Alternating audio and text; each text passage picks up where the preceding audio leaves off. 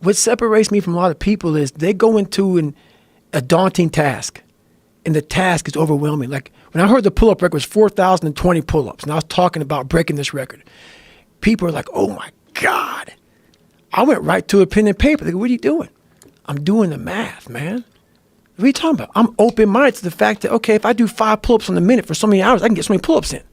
How much time do I have to rest? I was breaking the math down. You have to be open-minded to the possibilities that I can do this.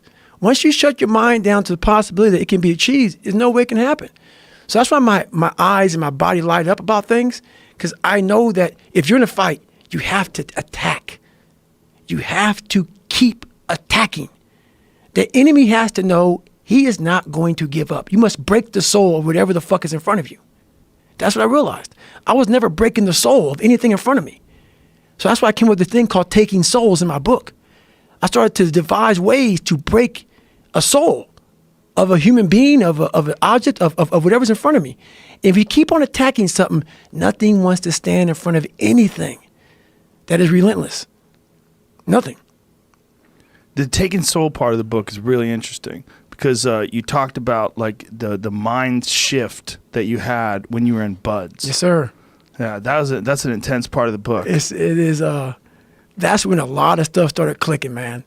I started watching those instructors on the side because there's 3 shifts. There's 8 instructors, 3 shifts. Because the guys going through Hell Week, they're up all day and all night for 130 hours. This is the promised land of mental hardening for me. I love this place. And you have the instructors who they've been there, done that. Now they're instructing you. So they do their 8-hour shift. They have their parkas on. It's usually cold, coffee, drinking their coffee, and they're beating the crap out of us. And when I started realizing, I started playing mind games. And I was like, you know what? I bet these fuckers are looking at us, judging themselves about when they were going through Hell Week. About, let me see, I'm looking at Goggins right now. I was better than him. I was better than that guy. I was better than that fucker over there. And I was like, okay, you're going to judge me, right? All right.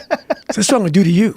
So what I started doing was I got my Boat Crew 2. It's in the book. It's a great, great story. I said, come here, guys. You can't break Boat Crew 2. You can't break Boat Crew 2.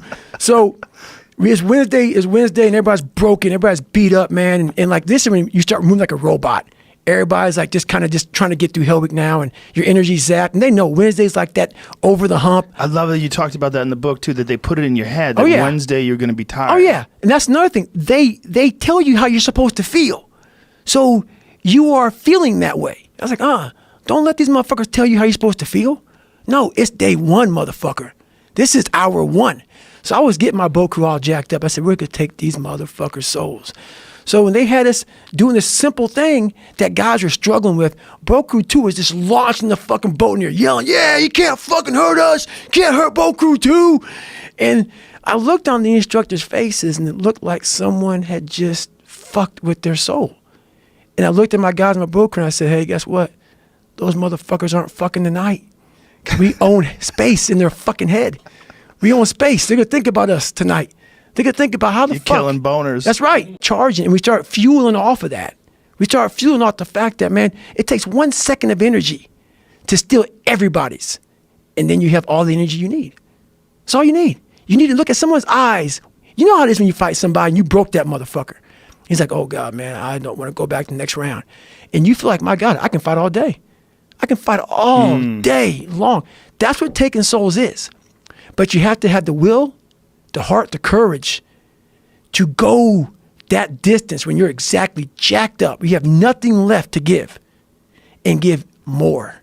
That is an interesting thing about the mind, is that you can find inspiration, and when you find inspiration, when you get charged up, all of a sudden you have energy. That's right. It's right. It's weird. And I talk about in the book also is about I learned how to control my adrenals. If you know how you get that fight or flight response when you get to move real quick. Yeah. And I started learning the mind a lot, how to get myself jacked extremely fast, like in a horrible environment when everybody's miserable. I learned how to really find strength in the misery. When everybody's suffering, everybody's all poopy pants and their mentality's down and everything, I started just like, my God, this is where I shine. And I started using all that misery for tons and tons of drive and motivation to to then lead people further. Because you can get a lot of power through misery. And once people see that, my God, Goggins is fucking going, then everybody says, roger that. Let me get my shit and go too. So I started realizing that if you can just find strength just a little bit longer, you will have a crew of people following you along the way. And that is another thing that no one can ever teach you.